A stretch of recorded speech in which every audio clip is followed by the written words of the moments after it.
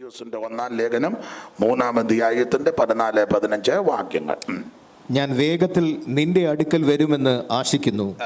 താമസിച്ചു പോയാലോ സത്യത്തിന്റെ തൂണും അടിസ്ഥാനവുമായി ജീവനുള്ള ദൈവത്തിന്റെ സഭയാകുന്ന ദേവാലയത്തിൽ നടക്കേണ്ടത് എങ്ങനെയെന്ന് നീ അറിയേണ്ടതിന് ഇത് എഴുതുന്നു. ജീവനുള്ള ദൈവത്തിന്റെ സഭയാകുന്ന ദൈവാലയത്തിൽ നടക്കേണ്ടത്. അപ്പോൾ ദൈവാലയത്തിൽ എന്തൊക്കെ നടക്കണം? സ്തോത്രം.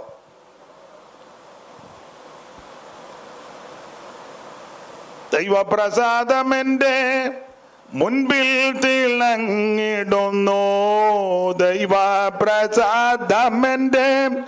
മുൻപിൽ തിളങ്ങിടുന്നു. ചൊല്ലാവതല്ല വാക്കുകൾ പരമേശ, ചൊല്ലാവതല്ല വാക്കുകൾ പരമേശ. പാടും നിനക്ക് നിത്യവും പരമേശ, പാടും നിനക്ക് നിത്യവും പരമേശ, പാടും സ്നേഹക്കൊടി എനിക്കു മീതെ വിരിച്ചു പ്രിയൻ, സ്നേഹക്കൊടി എനിക്കു മീതെ വിരിച്ചു പ്രിയൻ. ഞാനും സുഖേനെ വാഴുവാൻ പരമേശ, ഞാനും സുഖേനെ വാഴുവാൻ പരമേശ. പാടും നിനക്ക് നിത്യവും പരമേശ, പാടും നിനക്ക് നിത്യവും. എന്നുള്ളമാകും മക ദൈവാലയത്തിൽ നിന്നും, എന്നുള്ളമാകും മക ദൈവാലയത്തിൽ നിന്ന് പൊങ്ങും നിനക്ക് വന്ദനം പരമേശ, പൊങ്ങും നിനക്ക് വന്ദനം പരമേശ. പാടും നിനക്ക് നിത്യവും പരമേശ, പാടും നിനക്ക്. കേടാകറ്റും നമ്മ നീടാർന്ന നായക, കേടാകറ്റും നമ്മ നീടാർന്ന നായക. പാടും നിനക്ക് നിത്യവും പരമേശ, പാടും നിനക്ക് നിത്യവും പരമേശ, പാടും നിനക്ക് നിത്യവും പരമേശ, പാടും നിനക്ക് നിത്യവും പരമേശ, പാടും നിനക്ക് നിത്യവും. തിമോത്തിയോസിന് 2 ലേഖനം പൗലോസ് എഴുതി. 1-2 ലേഖനം. 2 ലേഖനത്തിലെയും ഒറ്റ വാക്കിൽ പറഞ്ഞാൽ പ്രതിപാദ്യ വിഷയം ദൈവസഭയുടെ ക്രമീകരണങ്ങളാണ്. ഇവിടുത്തെ ശുശ്രൂഷകന്മാര്, നടപടിക്രമങ്ങള്, ഈ വിഷയങ്ങളാണ് ഈ ലേഖനത്തിൽ അടങ്ങിയിരിക്കുന്നത്. ഇവിടെ 3-ാം അധ്യായത്തിന്റെ 14-15 വാക്യശകലമാണ് നമ്മൾ ചിന്തയ്ക്ക് എടുത്തത്. എല്ലാ ഭാഗവും എടുക്കുന്നില്ല. ഞാൻ വേഗത്തിൽ നിന്റെ അടുക്കൽ വരുവാൻ ആശിക്കുന്നു. താമസിച്ചു പോയാലോ സത്യത്തിന്റെ തൂണും അടിസ്ഥാനവുമായി ജീവനുള്ള ദൈവത്തിന്റെ സഭയാകുന്ന ദൈവാലയത്തിൽ നടക്കേണ്ടത്. സ്തോത്രം. ഞാൻ എപ്പോഴും പറയും, എല്ലായിടങ്ങളിലും പറയും, നിങ്ങൾക്കും പലർക്കറിയാം, ഈ വേദപുസ്തകം പഠിച്ചാൽ ധാരാളം സഭയെ പറ്റി അല്ലെങ്കിൽ ആലയത്തെ പറ്റി ഈ പുസ്തകത്തിൽ പഠിപ്പിക്കുന്നുണ്ട്. നമുക്കറിയാം, ഒന്നാമത്തെ ഒരാലയം സമാഗമന കൂടാരമാണ്. അത് മോശ മുഖാന്തരം മരുഭൂമിയിൽ തീർത്ത ദൈവത്തിന്റെ സമാഗമന കൂടാരമാകുന്ന ദൈവാലയം. നാം ഇങ്ങനെ വായിക്കുന്നു, ഞാൻ അവരുടെ നടുവിൽ വസിക്കുവാൻ അവർ എനിക്കൊരു വിശുദ്ധ മന്ദിരം പണിയണം. അതുകൊണ്ടാണ് നമ്മൾ വട്ടമൊക്കെ ഇട്ടിരുന്ന് ഈ പ്രാർത്ഥിക്കുന്ന കർത്താവ് നമ്മുടെ നടുവില. ചിലരോട് ബേജാമക്ക് പ്രാർത്ഥിക്കാന്ന് പറയുമ്പോൾ നേരെ കിഴക്കോട്ടങ്ങ് തിരിയുക. ശ്രദ്ധിച്ചിട്ടില്ലേ? കിഴക്കോട്ട് നോക്കിയാലൊന്നും കാര്യം നടക്കുകയില്ല. കിഴക്ക് സൂര്യാരാധനയാണ് ആ പുസ്തകം പഠിപ്പിക്കുന്നത്. ദൈവം നമ്മുടെ നടുവിലാണ്. ഞാൻ അവരുടെ നടുവിൽ വസിക്കുക. അവരെനിക്കൊരു വിശുദ്ധ മന്ദിരം പണിയാണ്. കർത്താവ് നമ്മുടെ നടുവിലാണ് വസിക്കുന്നത്. ഇന്ന് പകലും ആ കർത്താവ് നമ്മുടെ നടുവിലുണ്ട്. കർത്താവ് തന്നെ തിരുവായി മൊഴിഞ്ഞാച്ചാ പറഞ്ഞത്, ഞാൻ അവരുടെ നടുവിൽ വസിക്കുവാൻ. കർത്താവ് ഒരിക്കൽ പറഞ്ഞല്ലോ, 2 or 3 പേർ എൻ്റെ നാമത്തിൽ, ഉറക്കെ പറ, കിഴക്ക് വരുമെന്നാണോ? ഇല്ല, മൂടി കെട്ടിയിരിക്കുന്നതുകൊണ്ട് പറയാന്നോ പറയാതിരിക്കാന്നോ ഒന്നും പിടികിട്ടുന്നുമില്ല. 2 or 3 പേർ നാമത്തിൽ കൂടിയാ ഞാൻ അവരുടെ നടുവിലാ. യേശു നടുക്ക് വരുന്നവനാ. കിഴക്കോട്ടുള്ള ആരാധന സൂര്യാരാധനയാന്ന 8-ാം അധ്യായത്തിൻ്റെ 16 ഏകസ്കേലിൽ. പിന്നീട് നിങ്ങൾക്കറിയാം, അവർ കിഴക്കോട്ട് നോക്കി ദൈവത്തെ വിളിച്ചെന്നല്ല, സൂര്യനെ നമസ്കരിച്ചെന്ന. നമ്മുടെ സൂര്യാരാധനയല്ല, ഇത് ദൈവാരാധനയാണ്. അപ്പൊ കർത്താവ് നമ്മുടെ നടുവില. അത് പുറപ്പാട് പുസ്തകം ഏതാണ്ട് 25-ാം അധ്യായം മുതൽ 40-ാം അധ്യായം വരെ ഇതിന്റെ പണികളും അതിന്റെ ക്രമങ്ങളുമെല്ലാം പർവ്വതത്തിൽ ദൈവം മോശയ്ക്ക് മാതൃക കാണിച്ചു. ആ മാതൃക പ്രകാരം പടുത്തുയർത്തിയ 1-ാമത്തെ ആലയമാകുന്ന സമാഗമന കൂടാരമാകുന്ന ദൈവാലയം. 2-ാമത്തെ ആലയം ശലോമോൻ പണിത ആലയമാണ്. അപ്പനാകുന്ന ദാവീദ് ആലയം പണിയുവാൻ അത്യാർത്തി പൂണ്ട് കാര്യങ്ങളെല്ലാം ക്രമപ്പെടുത്തി വെച്ചു. വാക്യങ്ങളൊക്കെ ധാരാളം എടുത്താ പറയേണ്ടത്. അതിന് ഇപ്പൊ കോവിഡിന്റെ കാലമായതുകൊണ്ട് അതിനൊന്നും സമയമില്ല. ഇപ്പൊ തന്നെ ഇങ്ങനെ ഇത്ര ഒത്തല്ലോ എന്ന് ഓർത്ത് ഞാൻ ദൈവത്തെ സ്തുതിക്കുക. അപ്പോൾ അപ്പനാകുന്ന ദാവീദ് ആലയം പണിയുവാൻ അത്യാർത്തി പൂണ്ടതിന്റെ കാര്യങ്ങളെല്ലാം ക്രമപ്പെടുത്തി. പക്ഷെ തമ്പുരാൻ ദാവീദിനോട് പറഞ്ഞു, നീ ഇപ്പൊ പണിയണ്ട. എൻ്റെ കാരണം നിന്റെ കൈ അത്ര ശരിയല്ല, നിന്റെ കയ്യിൽ അകൃത്യമുണ്ട്. നീ ഊരിയാവിനെ വകവരുത്തിയവന. തന്നെയല്ല, നീ നിരപരാധിയെ കൊന്ന് അവൻ്റെ ഭാര്യയെ അപഹരിച്ചവന. അതുകൊണ്ട് ദൈവം നീതിയുള്ള ദൈവമാണ്. അപ്പം അതുകൊണ്ട് പറഞ്ഞു, നീ പണിയണ്ടാന്ന് പറഞ്ഞു. പുള്ളിക്ക് വലിയ ആഗ്രഹമായിരുന്നു ഒരു ആലയമൊക്കെ പണിതാൽ കൊള്ളാം. പുള്ളി ഒരിക്കലൊരു തീരുമാനമെടുത്ത്, ഞാൻ യഹോവയുടെ ഒരു കാര്യം അപേക്ഷിക്കുന്നു. പിന്നെ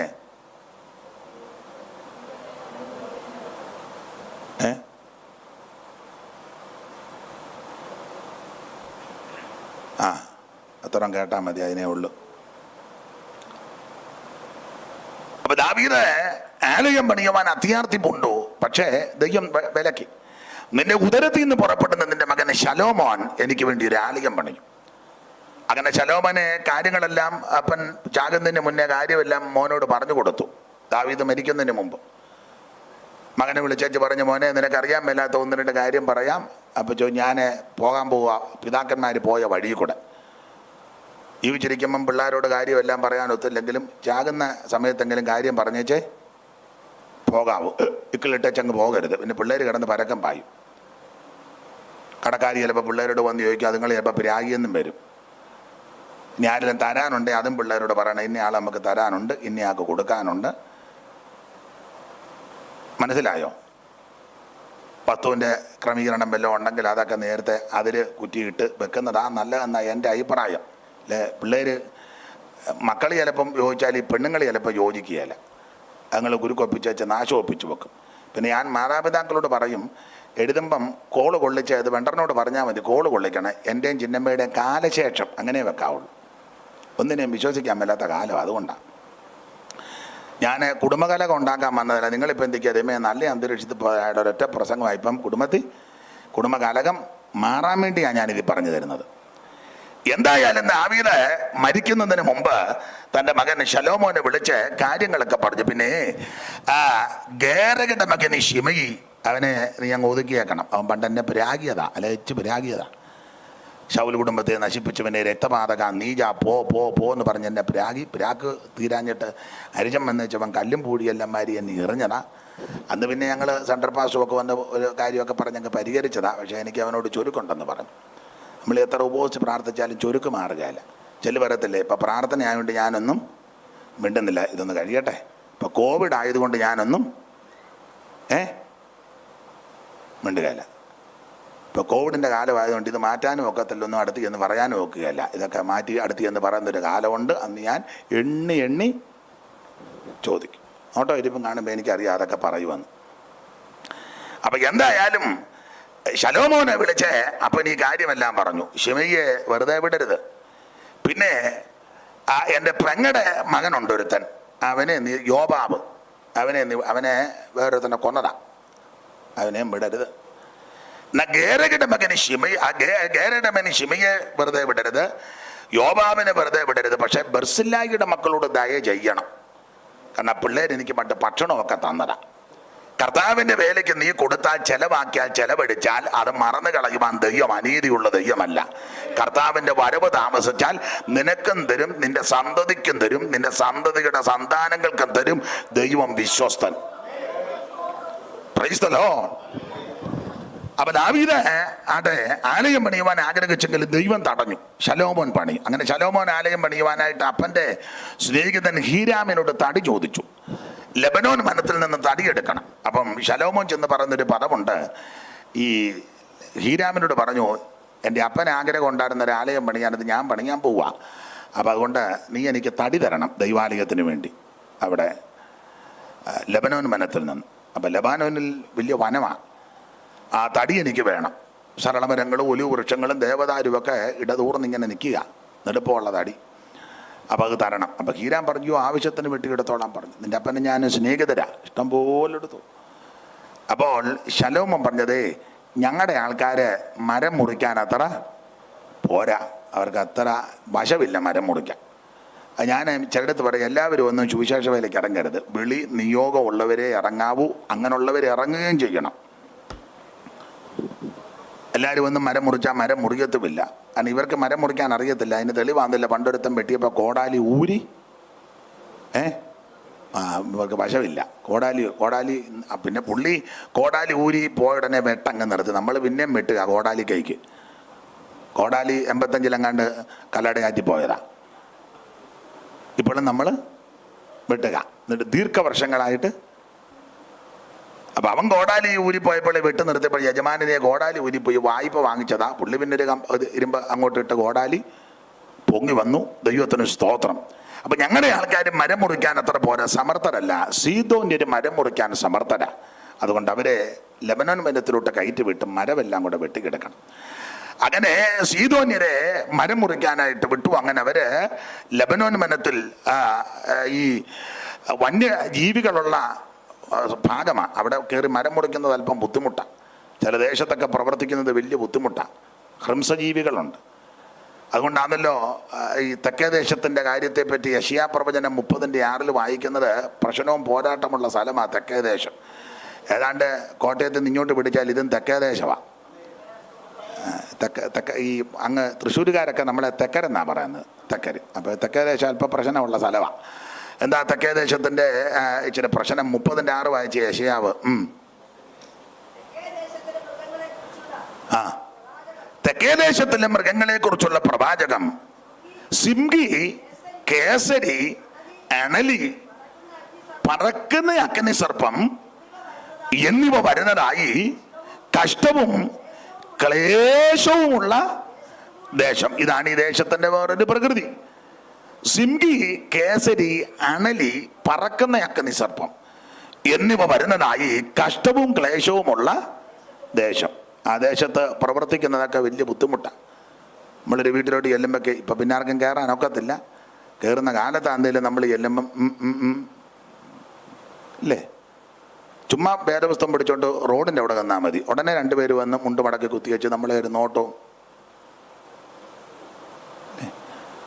അങ്ങനത്തെ വല്ലാത്ത ദേശമുണ്ട്. കർത്താവിൻ്റെ മഹത്വം. ചില പറഞ്ഞത് ഇത് ഞങ്ങളുടെ ഏരിയ ആയാന്ന് എന്ന് പറഞ്ഞാൽ ഇവൻ്റെ വല്യപ്പനെല്ലാം പകത്ത് കൊടുത്താൽ ഈ സ്ഥലമല്ല, ഈ ഏരിയ ഞങ്ങളുടെയാണ്. അവനാകെ 3 സെൻറ്റ് ഒരു ചെറിയ കൂനാച്ചിയേ ഉള്ളൂ. എന്നാലും അവൻ്റെ കീർവാണം കേട്ടില്ലേ, ഇതെല്ലാം ഞങ്ങളുടെയാണ്.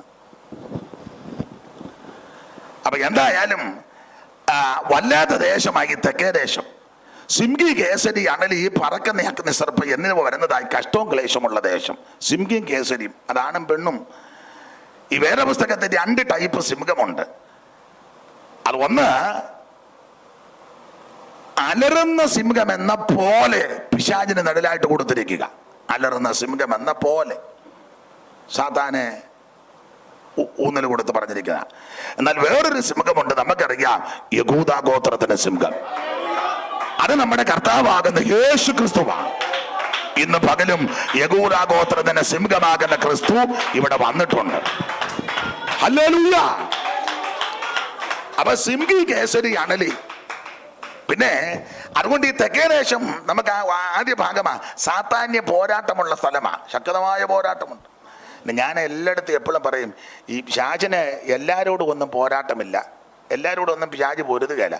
ഈ പിശാചിന് പോലും വേണ്ടാത്ത ആൾക്കാരുണ്ട്. പിശാചിന് പോലും ചിലതിനെ ആ നോട്ടം വരുമ്പം കാണുമ്പോൾ അറിയാം, പിശാചിന് പോലും നിന്നെ. അതിൻ്റെ കാരണം കൈയടിക്കുകയില്ല, പാടുകയില്ല, പ്രാർത്ഥിക്കുകയില്ല, സ്വോത്രം പറയുകയില്ല, ഒരു സ്വോത്ര കാഴ്ച ഇടുകയില്ല, ഒരു ട്രാക്ട് കൊടുക്കത്തില്ല, ഒരു വീട്ടിൽ കയറി സുവിശേഷം പറയത്തില്ല, സഭയെ വന്നാൽ കുത്തി ഇരുന്നുറങ്ങുക. പിന്നെ പിശാചിന് പോലും നിന്നെ. എല്ലാവരോടും പിശാച് പൊരുതത്തില്ല. അതിന് വചനത്തിൽ നിന്നൊരു ചെറിയ തെളിവ് നിങ്ങൾക്കറിയാം, ഒരു ചെറിയ തെളിവ്.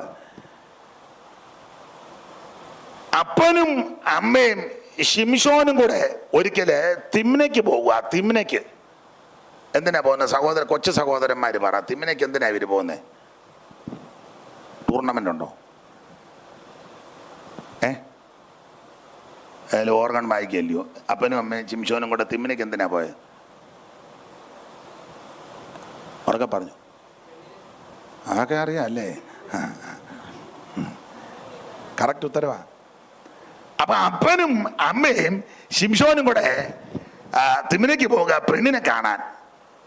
എൻ്റെ ഒരു അഭിപ്രായം അങ്ങനെ പോകേണ്ടത്. തന്നെ ഒന്നും പോയി കണ്ടേക്കരുത്.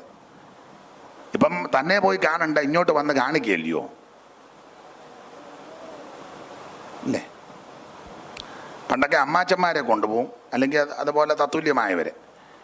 എൻ്റെ അഭിപ്രായം പറയാം, ഇപ്പം അമ്മാച്ചനെയും കൊണ്ടുപോകാൻ മേലാത്ത കാലം. അമ്മാച്ചനാണെങ്കിലും പാര വെക്കും. അതുകൊണ്ട് എൻ്റെ അഭിപ്രായം പറയാം, അപ്പനെയും അമ്മയും കൊണ്ടുപോകുന്നതാണ് നല്ലത്. അതായിരിക്കും കുറച്ചുകൂടെ നല്ലത്. അമ്മയുടെ അനിയത്തിയും അധികം കൊണ്ടുപോകാതിരിക്കുന്നതാണ് നല്ലത്. കാരണം അവരുടെ മോളെ കെട്ടിച്ചതിനേക്കാളും കുറച്ചുകൂടെ മെച്ചമുള്ളിടത്താണ് എവള് കയറി ഉടക്കും. പിന്നെ ഇതെല്ലാം ഒത്തിരി പ്രശ്നങ്ങളാണ്. അതുകൊണ്ട് ദൈവം തമ്പുരാനെ വിചാരിച്ച് അപ്പനും അമ്മയും കൂടെ പോകുന്ന അങ്ങനെ പോരെ? അതാ നല്ലത്. അപ്പൊ ശിംശോനും അപ്പനും അമ്മയും കൂടെ തിമ്നയ്ക്ക് പോവുക, ശിംശോന് പെണ്ണ് കാണാൻ. അപ്പൊ അങ്ങനെ പോയി ഇവര് യാത്ര ചെയ്ത നിങ്ങൾക്ക് ഭാഗമൊക്കെ അറിയാം. തിമ്നക്കരികെ ഒരു മുന്തിരിത്തോട്ടത്തിന്റെ സമീപം എത്തിയപ്പോൾ ഒരു ബാലസിംഹം പറ, ഉറക്കെ പറ, നന്നായിട്ട് പറ, നന്നായിട്ട് പറ, നന്നായിട്ട് പറ. അവന്റെ നേരെ, ശിംശോന്റെ നേരെ നല്ല പ്രയോഗം കിട്ടാൻ വേണ്ടിയാ. ശിംശോൻ തന്നെ അവൻ തന്നെ ശിംശോൻ. എന്നാലും ഒരു ബാലസിംഹം അവന്റെ നേരെ, ആരുടെ? അദ്ദേഹം പറഞ്ഞതാ ശിംശോന്റെ നേരെ. ഞാൻ ചോദിക്കട്ടെ, പറയട്ടെ, അപ്പനും അമ്മയും കൂടെയുണ്ട്, പക്ഷെ അവർക്ക് നേരെ സിംഹം വന്നില്ല. വന്നത് ശിംശോന്റെ നേരെയാ. അതിന്റെ കാരണം എന്താന്ന് ഒറ്റ വാക്കി പറയാം. മാനുഷികമായിട്ട് ചിന്തിച്ചാൽ ഈ ശിംശോൻ യൗവനക്കാരനാ, യൗവനമാ. രക്തത്തിന് തിളപ്പുള്ള, പ്രസരിപ്പുള്ള, ഉന്മേഷമുള്ള, ഉശിരുള്ള, ചടുലതയുള്ള നല്ല സമയമാണ്. രക്തത്തിളപ്പാ. ചില പിള്ളേരുടെ തിളപ്പ് കണ്ടില്ലേ? ഒരു ബുള്ളറ്റും ഒക്കെ കെട്ടി കാളക്കൊമ്പ് പോലെ അങ്ങോട്ട് വെച്ച് ഒരു കീറി പറഞ്ഞ പാൻസല്ലല്ലോ, എന്തുവാ, ബെർമഡായോ ജീൻസോ ഇട്ടേച്ച് മുടിയെല്ലാം ഒന്ന്. ഇപ്പം പിന്നെ റായൊക്കെ വെക്കുന്നുണ്ട് ആമ്പിള്ളേർ വരെ, മുടിയെല്ലാം. ഇപ്പം പിന്നെ കോവിഡ് ആയതുകൊണ്ടല്ല, അങ്ങ് വളർത്തുകയും കൂടെ ചെയ്യുക. എന്നുവെച്ചാൽ അവന് ഒരു വരവുണ്ട് അവിടെ നിന്ന് അമുട്ട് പൊട്ടി വരുമ്പോൾ പൊട്ടാ ബസ് സ്റ്റോപ്പിൽ നിന്ന് വല്യപ്പൻ എടുക്കുന്നപ്പം ഒറ്റയടി അയാൾ പൊത്തുവന്ന് താഴെ. ഇപ്പോഴത്തെ മിക്ക ശിംശോനും. അപ്പൊ ഏതായാലും നമ്മുടെ ഈ പുസ്തകത്തിലെ ശിംശോൻ ഇവന് നേരെ സിംഹം ചാടി വരാൻ കാരണം ഇവൻ യൗവനക്കാരനാ. രക്തത്തിന് തിളപ്പുള്ള, ഉശിരുള്ള, ഉന്മേഷമുള്ള, പ്രസരിപ്പുള്ള, ചടുലതയുള്ള നല്ല സമയമാണ്. എൻ്റെ ഭാഷ പറഞ്ഞാൽ സിംഹം ചാടി ഒരു പിടിപിടിച്ച് കടിച്ചാൽ ചോര ചീറ്റും. കാരണം ബ്ലഡ് സർക്കുലേഷൻ നല്ല പവറാ. യൗവനമല്ലേ, അതാ അവൻ്റെ നേർക്ക് വന്നത് മാനുഷികമായി.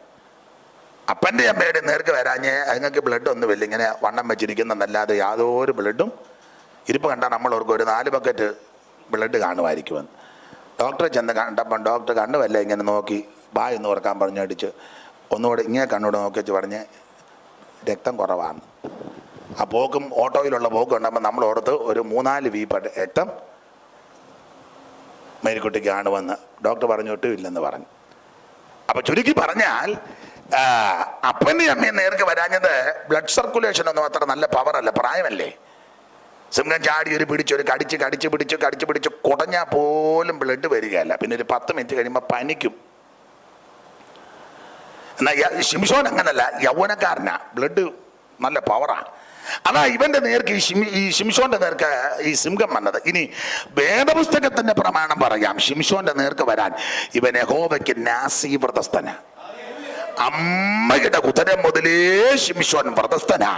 ഉദരത്തിൽ ഉരുവായപ്പോൾ ദൈവം പ്രമാണം കൊടുത്തതാ, മുന്തിരി കഴിക്കരുത്, കാട് കുടിക്കരുത്, തൊലി തിന്നരുത്, കുരു തിന്നരുത്, പച്ച തിന്നരുത്, ഉണങ്ങിയത് തിന്നരുത്, അവൻ ശവത്തെ തൊട്ട് അശുദ്ധനാക്കരുത്, ജട കത്തിരിക്കരുത്. യഹോവയുടെ നാസീവ്രതം അവന്റെ ശിരസിലൊരിക്കുക. എന്നെ കേൾക്കുന്ന പ്രിയര്, പെന്തിക്കോസിൽ ഒത്തിരി ആൾക്കാർ കാണും, പക്ഷെ വ്രതമുള്ളത് ചുരുക്കമാണ്.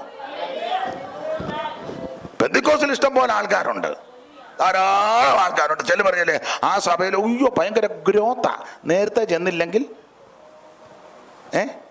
സീറ്റ് കിട്ടുകയില്ല. നല്ലത്, അഭിനന്ദിക്കുന്ന ആൾ വരട്ടെ വരുന്നിടത്ത്. പക്ഷേ ഇതിനകത്ത് വ്രതമുള്ള എത്ര എണ്ണമുണ്ട്, വേർപാട് പാലിക്കുന്ന എത്ര എണ്ണമുണ്ട്, പ്രമാണം കാക്കുന്ന എത്ര എണ്ണമുണ്ട്, പ്രതിഷ്ഠാ ജീവിതം ചെയ്യുന്ന എത്ര എണ്ണമുണ്ട്, വ്യവസ്ഥ പ്രകാരം നിൽക്കുന്ന എത്രയുണ്ട്. അതാ കർത്താവ് നോക്കുന്നത്. സ്തോത്രം. അപ്പൊ ശിംശോന്റെ നേരെ വരാൻ ഇവൻ യഹോവയ്ക്ക് നാസീവ്രതസ്ഥന. അങ്ങനെ സിംഹം ശിംശോന്റെ നേരെ ചാടി വന്നപ്പോൾ ഇവൻ ആത്മാവിൽ അങ്ങോട്ട് നിറഞ്ഞ് സിംഹം ചാടി ഇങ്ങോട്ട് വന്നപ്പോൾ അതിനെ കയറി ഒരു പിടി പിടിച്ച് കീറി, ആട്ടിൻകുട്ടിയെ പോലെ കീറി. സ്തോത്രം. ആട്ടിൻകുട്ടിയെ പോലെ കീറി, ആട്ടിൻകുട്ടിയെ പോലെ കീറി ഒരേറ് കൊടുത്തു. ഇതാരോടും ശിംശോൻ പറഞ്ഞില്ല. മഹത്വമെല്ലാം ദൈവത്തിന്, പുകഴ്ചയെല്ലാം ദൈവത്തിന്, സ്തുതിക്കും ആരാധനയ്ക്കും എല്ലാത്തിനും ആമേൻ മഹത്വത്തിനും എല്ലാം യോഗ്യൻ ദൈവം. സിംഹമാ ചാടി വന്നത്.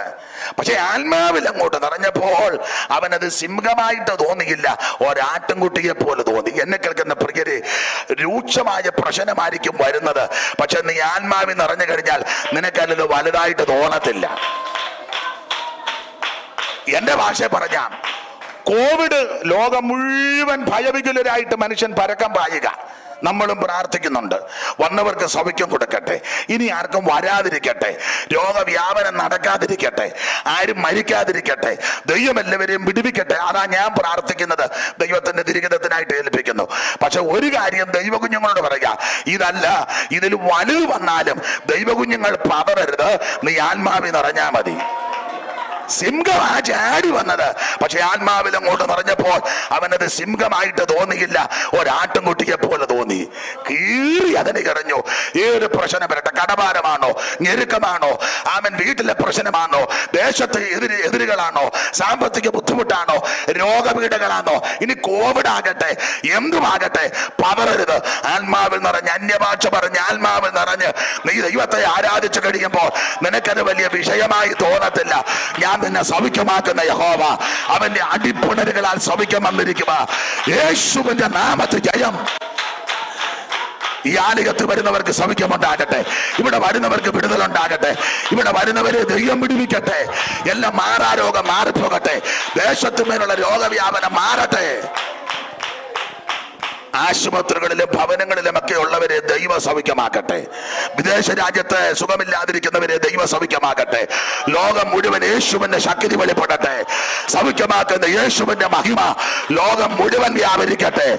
യേശുവിന്റെ നാമം ഉയരട്ടെ, യേശുവിന്റെ നാമം മഹിമപ്പെടട്ടെ, യേശു ക്രിസ്തുവിന്റെ നാമം ഉയരട്ടെ. എല്ലാ മുടങ്കാലം മുടങ്ങുന്ന, എല്ലാ നാവും ഏറ്റുപറയുന്ന, സകല വ്യാധികളെ പൊറുപ്പിക്കുന്ന, സകല രോഗത്തെ സൗഖ്യമാക്കുന്ന ആമേൻ അത്ഭുതത്തിന്റെ നാമം, അതിശയത്തിന്റെ നാമം ഇന്ന് പകലും വരും ദിവസങ്ങളിലും ഈ ആലയത്തിലും വെളിപ്പെടട്ടെ. ഹല്ലേലൂയ. ഞാൻ ദീർഘമാക്കുന്നില്ല. അപ്പോൾ എല്ലാവരോടും പോരാട്ടമില്ല. തെക്കേ ദേശമൊക്കെ പോരാട്ടമുള്ള സ്ഥലമാണ്, ഈ ദേശവും പോരാട്ടമുള്ള സ്ഥലമാണ്. അങ്ങനെയുള്ള ദേശത്തൊക്കെ മരം വെട്ടിയെടുക്കുന്നത് വലിയ ബുദ്ധിമുട്ടാണ്. അപ്പം സീദോന്യരെ മരം വെട്ടാനായിട്ട് കയറ്റി വിട്ടു. അവർ കയറി മരം വെട്ടുന്നത് വലിയ ബുദ്ധിമുട്ടാണ്. ചെന്നാൽ ഉടനെ മരത്തിൻ്റെ ചോട്ടിലോട്ട് കോടാലി വെക്കുകയല്ല. നല്ല മരം വെട്ടുകാരോട് ചോദിച്ചാൽ അവർ ആദ്യം ഒന്ന് നോക്കുമ്പം ചിലപ്പം വള്ളി പിടിച്ച് കിടക്കുന്ന മരം കാണും. ഇതിൽ കിടക്കുന്ന വള്ളി അങ്ങേ വള്ളിയിലോട്ട് കയറും. വേറെ ഇതിൻ്റെ വേറെ കമ്പ് കുരുങ്ങിക്കിടക്കും.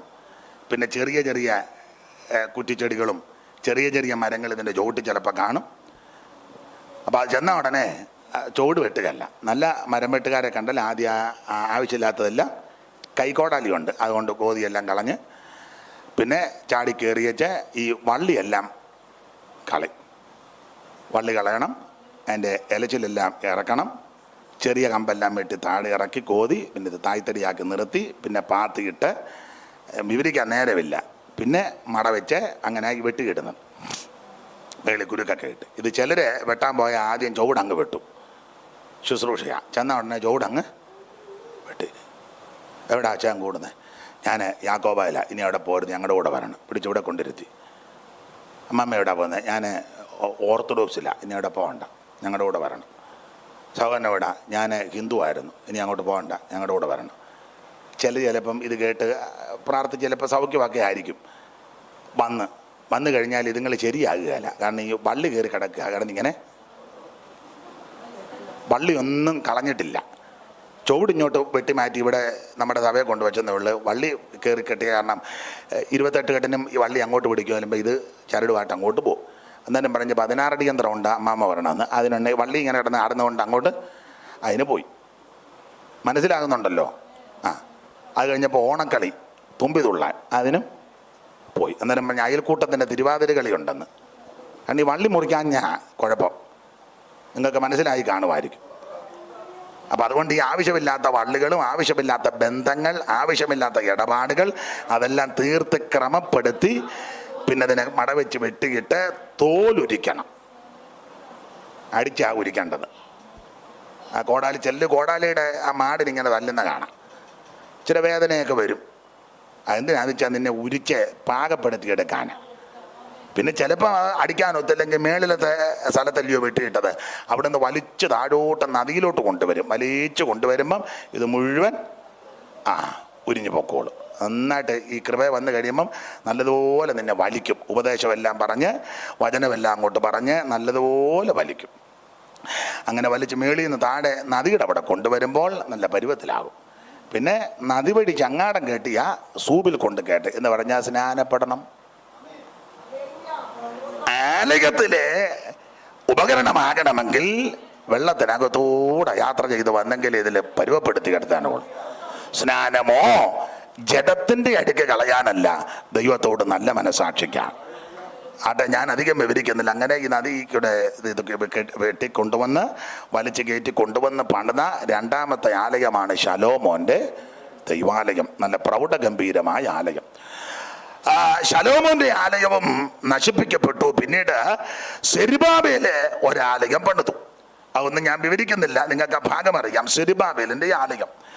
നാലാമത്തെ ആലയം സെരുബാബേലിന്റെ ആലയത്തെ പിന്നെ ഹെരോദാവ് ഒന്ന് പുതുക്കി പണിതു. നമ്മുടെ കർത്താവാകുന്ന ക്രിസ്തുവേശുവിന്റെ കാലത്ത് ഈ ആലയമാണ് ഹെരോദാവിന്റെ ആലയം. അതുകൊണ്ട് ആ ശിഷ്യന്മാർ പറഞ്ഞ കണ്ടോ എത്ര പ്രൗഢ ഗംഭീരമായിട്ട് പണിതുയർത്തിയിരിക്കുന്ന ആലയം. കർത്താവ് ഒരു പ്രവചനം എന്നവണ്ണം പറഞ്ഞു, കല്ലുമേ കല്ലില്ലാതെ ശേഷിക്കുന്നൊരു കാലം വരാൻ പോവുക. അത് AD വന്നപ്പോൾ അത് 70കളിൽ ആ സംഭവം നിറവേറി. അങ്ങനെ ആ ആലയം നശിച്ചു. ഇപ്പോൾ ഇവിടെ ഒരു ആലയമുണ്ട്. അതാണ് നമ്മൾ വായിച്ച കുർബാക്യത്തിലെ വാക്യം. ജീവനുള്ള ദൈവത്തിന്റെ സഭയാകുന്ന ദൈവാലയം. ഇപ്പോഴത്തെ ദൈവാലയമാണ് സഭയാകുന്ന ദൈവാലയം. ആ ദൈവാലയമാണ് ഇന്ന് പകൽ ഇവിടെ കൂടിയിരിക്കുന്നത്. കർത്താവിന് മഹത്വം. ഈ ദൈവാലയത്തിൽ അംഗമാകണമെങ്കിൽ ക്രൈസ്തവ കുടുംബത്തിൽ ജനിച്ചത് കൊണ്ട് അംഗമാകത്തില്ല. അച്ഛന്മാരോ മെത്രാന്മാരോ ചെമ്മാച്ചന്മാരോ കന്യാസ്ത്രീമാരോ വീട്ടിലുള്ളത് കൊണ്ട് ഈ സഭയുടെ അംഗമാകാൻ ഒക്കത്തില്ല. ഏതാ? ദൈവത്തിന്റെ സഭയുടെ. ഞങ്ങള് തോമാശ്ലീഹായുടെ കാലത്താ ഞങ്ങള് ഈ മാർഗത്തിൽ വന്നത് ഞങ്ങളുടെ പിതാക്കന്മാര് എന്ന് പറഞ്ഞത് കൊണ്ട് ഈ സഭയുടെ അംഗമാകത്തില്ല. പള്ളി പണിയാൻ ഞങ്ങൾ സ്ഥലം കൊടുത്തു, ഈ സഭയുടെ അംഗമാകുകയല്ല. പള്ളി ഞങ്ങളുടെ പുരകിടത്തിലായിരിക്കുന്നത് ഈ സഭയുടെ സഭ ദൈവസഭയുടെ അംഗമാകത്തില്ല. ഞങ്ങള് പൈസ ഇഷ്ടം പോലെ കൊടുക്കാറുണ്ട് ഉപദേശിമാർക്കും അച്ഛന്മാർക്കും പാസ്റ്റർമാർക്കും ഒക്കെ. നല്ല കാര്യം, സ്തോത്രം. സഭയുടെ അംഗമാകത്തില്ല. സഭയുടെ അംഗമാകാൻ ദൈവം വെച്ചിരിക്കുന്ന വ്യവസ്ഥ യേശു ക്രിസ്തുവിനെ രക്ഷിതാവായി സ്വീകരിക്കണം. മറ്റൊരുത്തനിലും രക്ഷയില്ല. നാം രക്ഷിക്കപ്പെടുവാൻ ആകാശത്തിന് കീഴിൽ മനുഷ്യരുടെ ഇടയിൽ നൽകപ്പെട്ട ഒരേ ഒരു നാമം ക്രിസ്തുയേശുവിന്റെ പരിശുദ്ധ നാമം. ഒന്നുകൂടെ പറയാൻ, കർമ്മമാർഗം കൊണ്ടോ പുണ്യപ്രവൃത്തി കൊണ്ടോ ദാനധർമ്മം കൊണ്ടോ നേർച്ച കാഴ്ച കൊണ്ടോ ആചാര അനുഷ്ഠാന ക്രിയകൾ കൊണ്ടോ മാമൂലുകൾ കൊണ്ടോ പാരമ്പര്യം കൊണ്ടോ ഒന്നും ഒരുവൻ രക്ഷിക്കപ്പെട്ട് സഭയുടെ അംഗമാകത്തില്ല. രക്ഷിക്കപ്പെടണമെങ്കിൽ യേശു ക്രിസ്തുവിനെ ഹൃദയത്തിലേക്ക് ഏറ്റെടുക്കണം. അതാണ് അപ്പോസ്തലപ്രവൃത്തി നമുക്ക് മനഃപ്പാഠമായ വാക്യമാ. കർത്താവ് രക്ഷിക്കപ്പെട്ടവരെ ദിനംപ്രതി സഭയോട് ചേർത്തു. അതാണ് ദൈവസഭ. അതാണ് ജീവനുള്ള ദൈവത്തിൻ്റെ സഭയാകുന്ന ദൈവാലയം. ഞാൻ വാക്കിനെ ദീർഘമാക്കുന്നില്ല. ഞാൻ ഇങ്ങനെ പ്രസംഗിച്ചാൽ അങ്ങ് പ്രസംഗിച്ചു പോകും. കർത്താവിന് മഹത്വം. ഇപ്പം കാരണം ഒത്തിരി നാൾ കൂടിയിരുന്ന് പ്രസംഗിക്കുന്നതാണ്. അപ്പം അതിൻ്റെ എല്ലാം കിടക്കുക. പിന്നെ നിങ്ങൾ അവിടെ ഇരുന്ന് പറയും ഇങ്ങേർക്ക് ബോധമൊന്നുമില്ലെന്നാ തോന്നുന്നു. ഒന്നാമത് തന്നെ എന്നെ പറ്റി അങ്ങനെ പറയുന്നുണ്ട്, അയാൾക്ക് വിരവും പരിജ്ഞാനം ഒന്നുമില്ലെന്ന്. അപ്പം പിന്നെ വീണ്ടും എന്തിനാ പറയിപ്പിക്കുന്നത്? കർത്താവിൻ്റെ മഹത്വം. ജീവനുള്ള ദൈവത്തിൻ്റെ സഭയാകുന്ന ദൈവാലയം. ദൈവം അനുവദിച്ചാൽ നമുക്ക് പിന്നീട് ഒന്നിച്ചു കൂടാം. കർത്താവിൻ്റെ മഹത്വം. ഒന്ന്, ഈ ജീവനുള്ള ദൈവത്തിൻ്റെ സഭയാകുന്ന ദൈവാലയത്തിൽ എന്തൊക്കെ നടക്കണം? സ്തോത്രം. വാക്യങ്ങൾ എടുത്ത് പറയുന്നില്ല, ഇതിനിപ്പം മുതിരുന്നില്ല. ഒന്ന്, ആരാധന ഇതിനകത്ത് ഉയരണം. Price the Lord. ഇതിനകത്ത് ആരാധന ഉയരണം. ആരാധന എന്ന് പറഞ്ഞാൽ ഈ അന്യഭാഷ മാത്രമല്ല, കൈയടിക്കുന്നതല്ല, ചാടുന്നതും ബഹളം ഉണ്ടാക്കുന്നത് മാത്രമല്ല, ഒറ്റ വാക്കിൽ വാക്യങ്ങളൊക്കെ എടുത്ത് ഉപദേശം തെളിയിക്കേണ്ട. ആരാധന എന്ന് പറഞ്ഞാൽ നമ്മുടെ ജീവിതം തന്നെ ഒരു ആരാധനയാണ്. യാഗമായി സമർപ്പിക്കണമെന്ന. അപ്പൊ ആ ആരാധനയിൽ അന്യഭാഷയുണ്ട്, അവൻ തുള്ളലുണ്ട്, കയ്യടിയുണ്ട്, സ്തുതിസ്തോത്രമുണ്ട്. ഇതെല്ലാം കൂടെ ചേർന്ന് നമ്മുടെ ജീവിതത്തെ സമർപ്പിക്കുന്ന ആരാധന. ഈ ആലയത്തിൽ വരുന്ന അവൻ സകലരും ദൈവത്തെ ആരാധിക്കണം. Praise the lord. ഞാനൊരു കാര്യം ദൈവകുഞ്ഞുങ്ങളോട് പറയാം. ഈ പിശാചിന്റെ ഏറ്റവും വലിയ തന്ത്രം നമ്മുടെ ആരാധന ബ്ലോക്ക് ചെയ്യാൻ. അതെ, നമ്മളോർക്കത് സ്തോത്രം സാലറി കട്ട് ചെയ്യുന്നതാ പിശാചിന്റെ. അതൊന്നും വിഷയമല്ല. വണ്ടി ഇടയ്ക്കിടയ്ക്ക് നിന്ന് പോകുന്നു. അത് വർക്ക്ഷോപ്പിൽ കയറ്റണം, അല്ലെ വേറൊരു വണ്ടി മേടിക്കണം മാറ്റി വെച്ച്. സ്തോത്രം. പിശാചിന്റെ ഏറ്റവും വലിയ തന്ത്രം ആരാധന ബ്ലോക്ക് ചെയ്യുന്നതാ. അതിന് വചനത്തിൽ നിന്നൊരു ചെറിയ തെളിവ്. എന്തായാലും കൃത്യം 1 മണിയാകുമ്പോൾ നിർത്താം. ഇനിയിപ്പോൾ അതേ ഒക്കുള്ളൂ. നിങ്ങൾക്ക് വചനം അറിയാം. ഇയ്യോബിന്റെ ഭവനത്തിൽ, അല്ല ഇയ്യോബിന്റെ ജീവിതത്തിൽ പിശാച് വന്ന് ഇയ്യോബിന്റെ നന്മകളെയെല്ലാം നശിപ്പിച്ചു. 1-ാം അധ്യായത്തിന്റെ 13 മുതലൊന്ന് വായിച്ച് എന്തൊക്കെയാ തകർത്തെന്ന്. ഒരു ദിവസം ഇയ്യോബിന്റെ പുത്രന്മാരും പുത്രിമാരും മൂത്ത ചേട്ടന്റെ വീട്ടിൽ തിന്നുകയും വീഞ്ഞു കുടിക്കുകയും ചെയ്തുകൊണ്ട് പെട്ടെന്ന് ഒരു ദൂതൻ അവന്റെ അടുക്ക വന്ന് കാളകളെ പൂട്ടുകയും പെൺകഴുതുകൾ അരികെ മേഞ്ഞു കൊടുത്ത് പെട്ടെന്ന് ശബായർ വന്നവയെ പിടിച്ചുകൊണ്ടുപോയി വേലക്കാരെ വാളിന്റെ വായ്ത്തലയ്ക്ക് വെട്ടിക്കൊന്ന് വിവരം നിന്നെ അറിയിപ്പാൻ ഞാനൊരുത്തം മാത്രം അഴുതി പോന്നു. ഇത് പറഞ്ഞുകൊണ്ടിരിക്കുമ്പോൾ വേറൊരുത്തം വന്ന് അടുത്ത വാക്യം. ദൈവത്തിന്റെ തീ ആകാശത്തു നിന്ന് വീണ് കത്തി വേലക്കാരും മാലിക്കാരും എല്ലാം ഇരയായി തീർന്നു. വിവരം തന്നെ അറിയിപ്പാൻ ഞാനൊരുത്തം മാത്രം അഴുതി പോന്നു. ഇത് പറഞ്ഞപ്പോൾ വേറൊരുത്തം വന്നു വായിരെ. പെട്ടെന്ന് കൽദയർ മൂന്ന് കൂട്ടമായി വന്ന് ഒട്ടകങ്ങളെ പിടിച്ചുകൊണ്ട് പോകുകയും വേലക്കാരെ വാളിന്റെ വായ്ത്തലയ്ക്ക് വെട്ടിക്കൊന്ന് വിവരം തന്നെ അറിയിപ്പാൻ ഞാനൊരുത്തം മാത്രം അഴുതി പോന്നു. ഇത് പറഞ്ഞപ്പോൾ വേറൊരുത്തം വന്നു വായിരെ. അവൻ സംസാരിച്ചു കൊണ്ടിരിക്കുമ്പോൾ മറ്റൊരുത്തൻ വന്നു. നിന്റെ പുത്രന്മാരും മൂത്ത ചേട്ടന്റെ വീട്ടിൽ തിന്നുകയും വീഞ്ഞു കുടിക്കുകയും ചെയ്ത് പെട്ടെന്ന് മരുഭൂമിയിൽ ഒരു കൊടുങ്കാറ്റ് വന്ന് പെരയുടെ മൂലക്കടിച്ച് പെര കൊച്ചുങ്ങളുടെ മേലെ വീണ് കുഞ്ഞുങ്ങളെല്ലാം ചത്ത. അപ്പൊ ശ്രദ്ധിച്ചേ, ഇങ്ങോട്ട് നോക്കാം. അധ്യായം മൊത്തം വായിക്കാന്നായിരുന്നു. അപ്പൊ ഇയ്യോബിന്റെ ജീവിതത്തിൽ പിശാച് ചെയ്തൊരു സംഭവം ദൈവത്തിന്റെ അനുമാനത്തോടാ. 7000 ആടും 3000 ഒട്ടകം, 500 കാള, പിന്നെ പെൺകഴുത എന്ന് പറഞ്ഞാൽ മൃഗസമ്പത്ത് മുഴുവൻ പിശാച് തകർത്തു.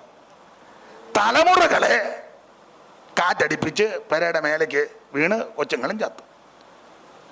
നിങ്ങൾക്ക് ആൻസർ പറയുന്നതിന് ഒരു മടിയില്ല, കാരണം മനസ്സിലായി. ഈ പിശാച് വന്ന് ആദ്യം നശിപ്പിച്ചത് എന്തുവാ? നിങ്ങളാരും അവിടെ ഇല്ലായിരുന്നല്ലോ.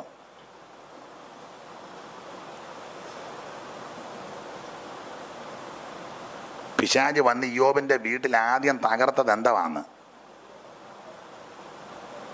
ഇത് ചില താത്തേച്ച് പറയല്ലേ, എനിക്ക് ഇങ്ങനെ വെച്ചാന്ന് എനിക്കറിയത്തില്ല എന്നാന്ന്.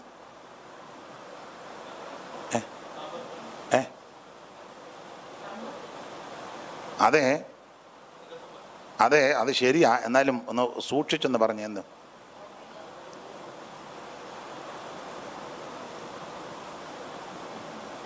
ഇനി സമയം പോകുന്നല്ലോ.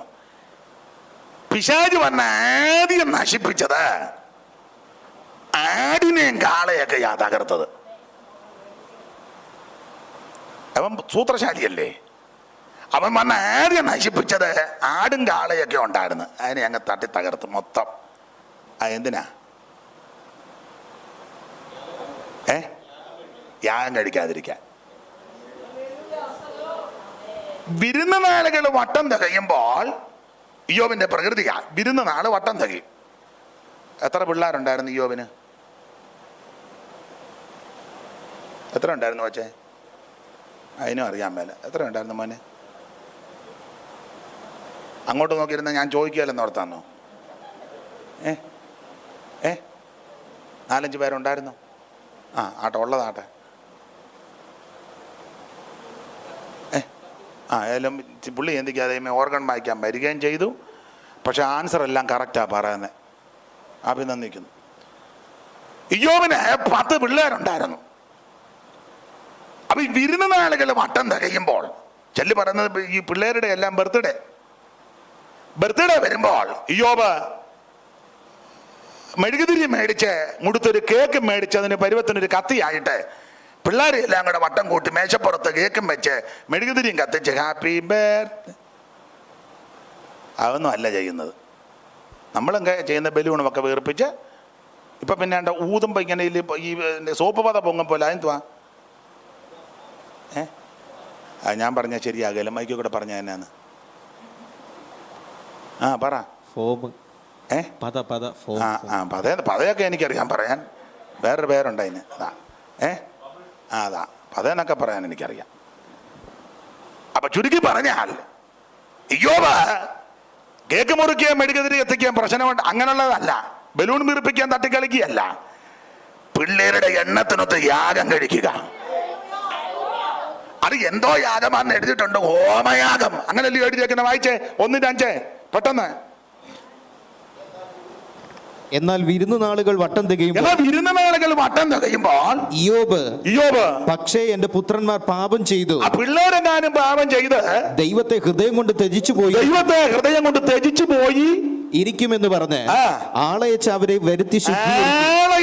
വരുത്തി ശുദ്ധീകരിച്ച് നന്നാ രാവിലെ എഴുന്നേറ്റ് അവരുടെ സംഖ്യയ്ക്ക് എണ്ണത്തിനൊത്തവണ്ണം ഹോമയാഗങ്ങളെ കഴിക്കുകയും ഹോമയാഗം കഴിക്കും. കണ്ടോ, ഹോമയാഗത്തിന് അത്യാവശ്യമാ കാളയാടുമൊക്കെ ഹോമയാഗത്തിന്.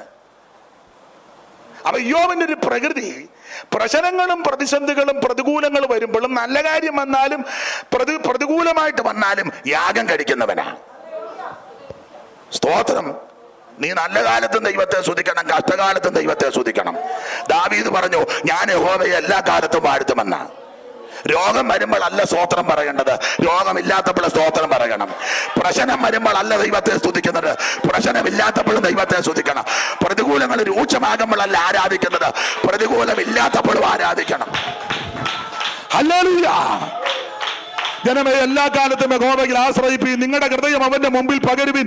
ദൈവം നമുക്ക് സങ്കാരമാകുന്നു. സാമാന്യ ജനം ഒരു ശ്വാസം, ശ്രേഷ്ഠജനം ഒരു ഭോഷ്ക.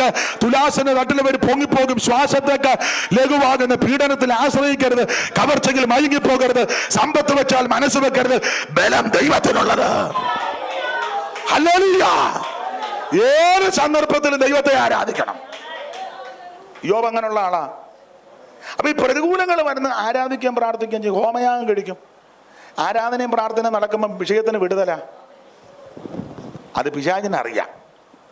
അപ്പൊ പിശാചിനറിയാം ഇനി രോഗമൊക്കെ വരും, മറ്റു പ്രശ്നം വരും. അപ്പൊ അങ്ങനെ പ്രശ്നം വരുമ്പോ ഇവൻ യാഗം കഴിച്ച് വിടുതലെടുക്കും. ആ യാഗം നടത്താതിരിക്കാൻ ആദ്യം ആടിനെയും കാളയും തകർത്തത്. മനസ്സിലായോ? ഒരൊറ്റ ആടിനെയും വെച്ചില്ല. എൻ്റെ ഭാഷ പറഞ്ഞാൽ വിട്ടുവാദം വന്ന കന്നാലി പോലുമില്ല. തുപ്പടെ അടിച്ച് മാറ്റി പിശാച്. കാള മുഴുവൻ തകർത്തു, ആടിനെ മുഴുവൻ തകർത്തു. പിന്നെ കഴുത ഇനി ഉണ്ടായിട്ട് ഞാൻ കഴിക്കാൻ ചിലത് ഓളി വന്നിട്ടും വലിയ കാര്യമൊന്നുമില്ല, തൂങ്ങിച്ചത്ത പോലെ ഇരിക്കുന്നതാണ് അല്ലേ. അപ്പൊ ആടും കാളയും ഹോമയാഗത്തിനുള്ളതാ. സാത്താൻ സൂത്രശാലി ആയതുകൊണ്ട് സാത്താന് മനസ്സിലായി ഇവൻ പ്രതികൂലങ്ങൾ വരുമ്പോൾ യാഗം കഴിച്ച് വിടുതലെടുക്കും. അതുകൊണ്ട് യാഗം നടത്താതിരിക്കാനാ ആടിനെയും കാളെ ആദ്യം തകർത്തത്. പറഞ്ഞതിന്റെ അർത്ഥം ഇത്രയേ ഉള്ളൂ, നിന്റെ ആരാധന ആദ്യം ബ്ലോക്ക് ചെയ്യും പിശാച്. നിന്റെ ആരാധനയെ കയറിയാ ബന്ധിക്കുന്നത്. അതുകൊണ്ട് ഈ ആലയത്തിൽ ആരാധന ഉയരണം. ഭക്ഷണം ഉണ്ടായില്ലെങ്കിലും ആരാധന ഉയരണം. ഇതിനകത്ത് വരുന്നവർ ദൈവത്തെ ആരാധിക്കണം. കുടുംബാരാധന മുടങ്ങരുത്, പ്രാർത്ഥന മുടങ്ങരുത്, കൂട്ടായ്മ മുടങ്ങരുത്, ബൈബിൾ ക്ലാസ് മുടങ്ങരുത്, യാഗങ്ങൾ മുടങ്ങരുത്, സ്തോത്ര പ്രാർത്ഥന മുടങ്ങരുത്. ഈ ആലയത്തിൽ ആരാധന ഉയരട്ടെ. ഹല്ലേലൂയ. അടുത്തിരിക്കുന്നവര് കൈയടിക്കുന്നു, ആരാധിക്കുന്നു, നമ്മുടെ വിഷയമല്ല. അവൻ ദാവീദ് പാടി, ഞാൻ പാടും, ഞാൻ കീർത്തനം ചെയ്യും, ഞാൻ ഉള്ള കാലത്തോളം എന്റെ ദൈവത്തിന് സ്തോത്രം ചെയ്യും. അവൻ എന്റെ പ്രാണന മരണത്തിൽ നിന്നും കണ്ണിനെ കണ്ണീരിന്നും കാലിനെ വീഴ്ചയിൽ നിന്നും വിടുവിച്ചതിനാൽ നന്ദിയോടെ ദൈവത്തിന് സ്തോത്രം ചെയ്യുവാൻ. ഹല്ലേലൂയ. ഞാന് എന്റെ വാക്ക് അങ്ങ് നിർത്തുക. ജീവനുള്ള ദൈവത്തിന്റെ സഭയാകുന്ന ദൈവാലയത്തിൽ നടക്കേണ്ടത് ഒന്ന്, ദൈവാലയത്തിൽ ആരാധന നടക്കണം, സ്തോത്രം. രണ്ട്, ആലയത്തിൽ ഉപദേശം നന്നായിട്ട് പറയണം. ഇതിനകത്ത് വരുന്നവരോട് നന്നായിട്ട് ഉപദേശം പറയണം. വെളിയിൽ നമുക്ക് സുവിശേഷം പറയാം. യേശു ക്രിസ്തു ഏകദൈവം, യേശു ക്രിസ്തു നിത്യദൈവം, യേശു ക്രിസ്തു സത്യദൈവം, യേശു ക്രിസ്തു മാത്രം ദൈവം, യേശു ക്രിസ്തു ജീവനുള്ള ദൈവം, ക്രിസ്തുയേശുവിലൂടെ മാത്രം രക്ഷ. ആ സുവിശേഷം കേട്ട് അകത്ത് വരുന്നവർക്ക് പിന്നെ സുവിശേഷം വേണ്ട, അകത്ത് വരുന്നവർക്ക് ഉപദേശം കൊടുക്കണം. ദൈവാലയത്തിൽ നടക്കേണ്ടതാ. രണ്ട്, ഇതിനകത്ത് ഉപദേശം നന്നായിട്ട് പറയണം. ശുദ്ധവും അശുദ്ധവും മലിനവും നിർമ്മലവും വക തിരിച്ചു കൊടുക്കണം. ദൈവദാസൻ എന്നൊക്കെ പറഞ്ഞോളും, അത് കേൾക്കാൻ നിങ്ങൾക്കും താല്പര്യമുണ്ട്. അത് പറയുന്ന ആളാണെന്ന് ഇവിടെ വന്നപ്പോൾ അറിഞ്ഞു. കർത്താവിന് മഹത്വം. ഉപദേശം നന്നായിട്ട് ഇതിനകത്ത്. ആകയാൽ എൻ്റെ സഹോദരന്മാർ, നിങ്ങൾ കൂടി വരുമ്പോൾ ചില ലിസ്റ്റ് ഇട്ടേച്ച് അതിനകത്തുണ്ട്, ഉപദേശമുണ്ട്. ഉപദേശം നന്നായിട്ട് ഇതിനകത്തുണ്ടായിരിക്കണം. Price the Lord. മൂന്ന്, ആലയത്തിൽ രോഗശാന്തി നടക്കണം. കർത്താവ് തന്നെ ദൈവാലയത്തിൽ വെച്ചൊല്ലിയോ വരണ്ട കൈയുള്ളൊരുത്തനെ അവനെ വരണ്ട് വല്ലായിരിക്കുക. കർത്താവ് പറഞ്ഞ് കൈ നീട്ടടാന്ന്. നമ്മളന്നേ പറയാം നീട്ടാൻ മേലാത്തതാ എൻ്റെ സൂക്കേട്. നമ്മൾ ഈ തറതല പറയുന്നവരാണല്ലോ. യേശു പറഞ്ഞ് കൈ നീട്ടണം, നമ്മളെ പറയാം നീട്ടാൻ മേലാത്ത എൻ്റെ സൂക്കേട്. പിന്നെ എങ്ങനെ നീട്ടുന്നു? യേശു പറഞ്ഞ് കൈ നീട്ടണമെന്ന് പറഞ്ഞ് നീട്ടി. അയ്യോ, പിന്നെ അവനെ ആട്ടം തുടങ്ങി. അതായത് ചെല്ല് നന്നായിട്ട് കൈ ആട്ട്. നമ്മൾ ചോദിക്കുക എന്നെ തങ്കച്ചാൻ ഇത്ര അത് പണ്ട് വരണ്ടിരുന്ന അതുകൊണ്ട് ആട്ടുന്നത്. മറ്റേ പുള്ളി ഇങ്ങനെ ചെറുതായിട്ട് ഓരോ ആട്ടി വെച്ച് പിന്നെ ഇങ്ങനെ അങ്ങിരിക്കത്തേ ഉള്ളൂ. യേശുവിന് വിടുതൽ പ്രാപിച്ചവൻ അടങ്ങിയിരിക്കത്തില്ല. കർത്താവിന്റെ സഭയ്ക്കും ലാഭിച്ചവൻ അടങ്ങിയിരിക്കാൻ ഒക്കത്തില്ല. ഒന്ന്, പ്രൈസ് ദി ലോർഡ്, ആലയത്തിൽ ആരാധന ഉയരണം. രണ്ട്, ആലയത്തിൽ ഉപദേശം നന്നായിട്ട് പറയണം. മൂന്ന്, ആലയത്തിൽ രോഗശാന്തി ശുശ്രൂഷ നടക്കണം. വരുന്നവർക്കെല്ലാം വിടുതൽ ഉണ്ടായിരിക്കണം. മാറാ രോഗികൾ ഇതിനകത്ത് വന്നാൽ സൗഖ്യമാകണം. അവൻ ഏത് രോഗികൾ വന്നാലും പ്രാർത്ഥിച്ചവർക്ക് ദൈവം വിടുതൽ കൊടുക്കും. അവൻ അത്ഭുതം കണ്ട ദൈവമാ, അഭിഷേകത്തിന്റെ ദൈവമാ. ഈ ആലയത്തിലും അതുകൊണ്ടുള്ള അത്ഭുത ശുശ്രൂഷകൾ ദൈവം ചെയ്യട്ടെന്ന് ഞാനും